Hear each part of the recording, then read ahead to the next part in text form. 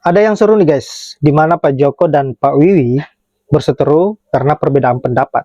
Di mana Pak Joko pendapatnya bahwa seorang pemimpin harus netral pada saat pemilih atau pemilu, dan di lain sisi Pak Wiwi malah eh, berpendapat bahwa tidak apa-apa seorang pemimpin berpihak kepada satu calon dan bahkan memberikan dukungan terhadap calon tersebut.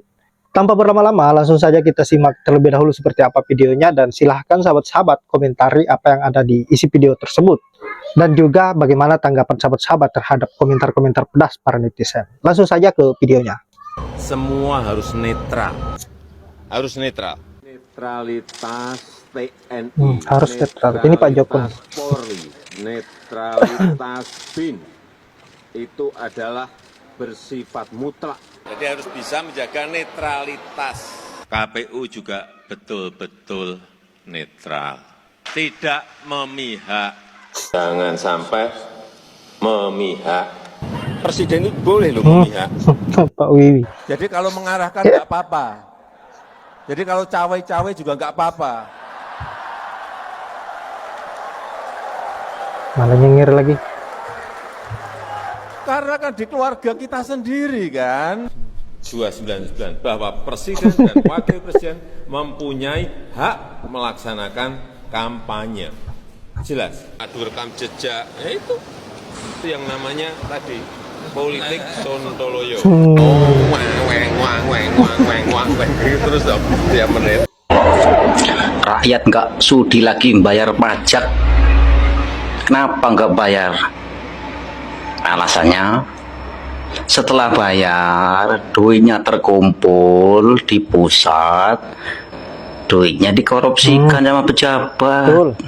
Ya percuma bayar pajak. Enak sekalian, nggak usah pada bayar rakyat. Nggak usah.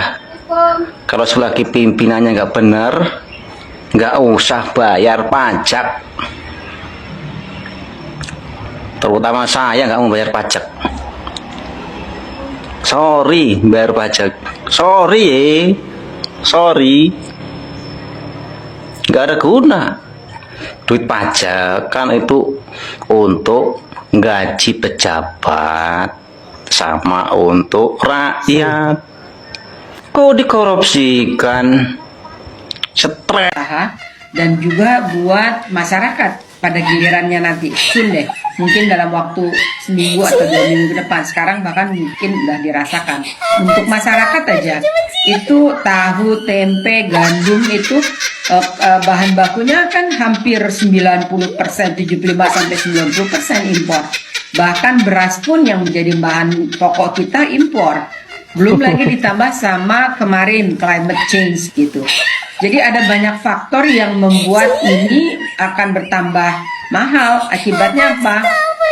Harga-harga barang akan naik. Kalau harga barang naik, daya beli masyarakat juga rendah. Buat pengusaha, itu yang jelas bahwa pabrikan, industri, ini industri baru kemarin kan Anda pasti udah membahasnya, itu tutup banyak gitu. Karena sebagian juga pengaruh dari kebijakan juga.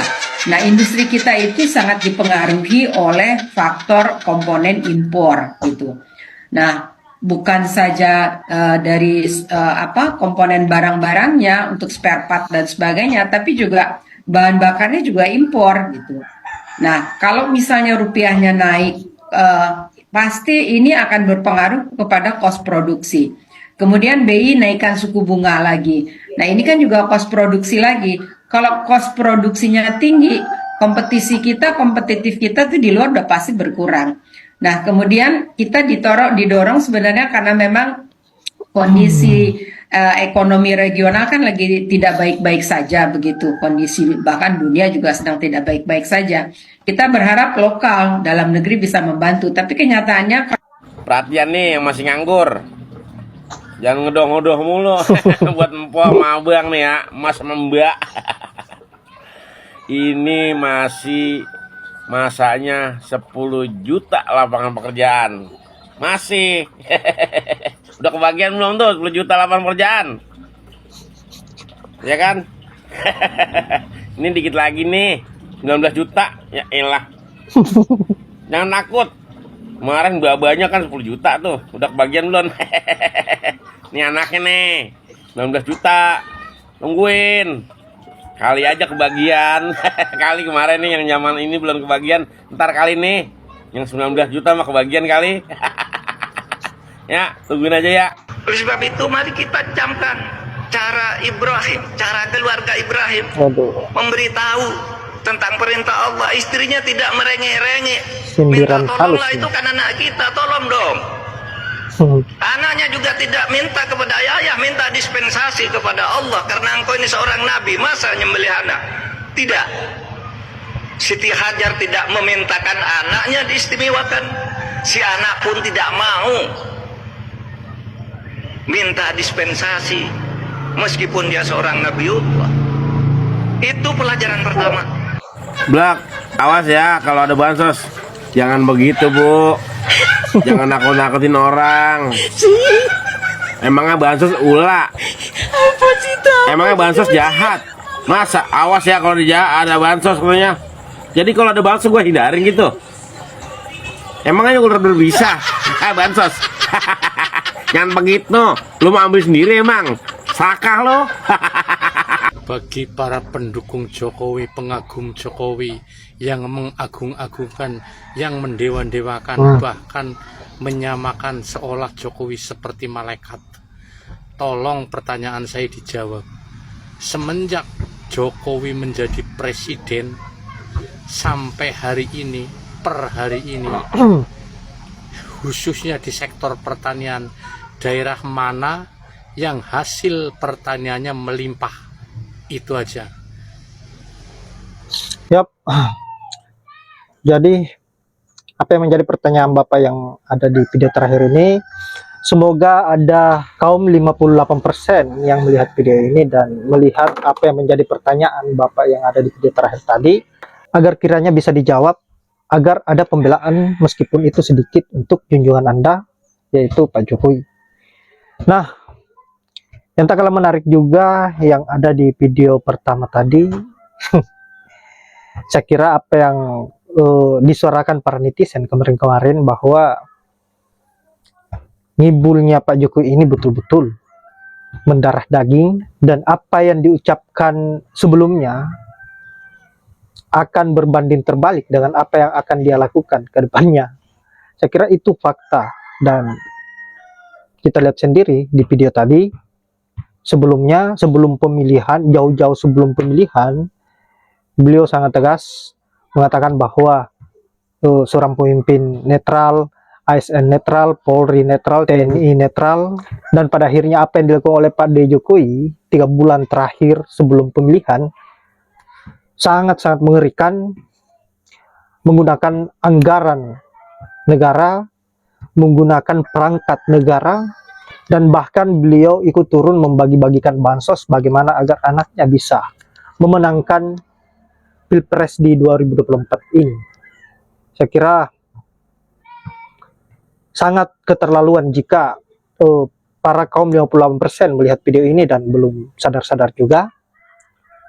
Saya kira mereka memang harus dibasmi, dimusnahkan di NKRI ini.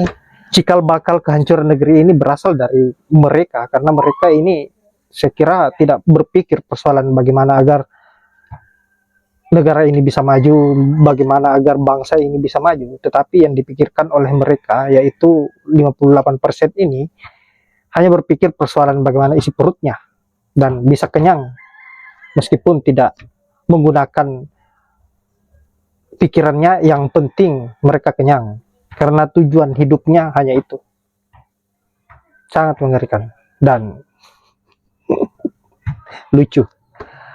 Baiklah sahabat-sahabat, saya kira hanya itu. Terima kasih buat para netizen yang selalu bersuara demi sebuah keadilan, demi sebuah kebenaran, demi bagaimana agar mengembalikan hak-haknya rakyat Indonesia. Dan untuk kaum 58%, segeralah sadar, kembalilah menjadi manusia yang berguna. Berhentilah menjadi benalu, parasit di negeri ini. Karena cikal bakal kerusakan negeri ini adalah kebodohan kalian. Saya akhiri dengan ucapan wallahul muwaffiq ila aqwamit thoriq. Assalamualaikum warahmatullahi wabarakatuh.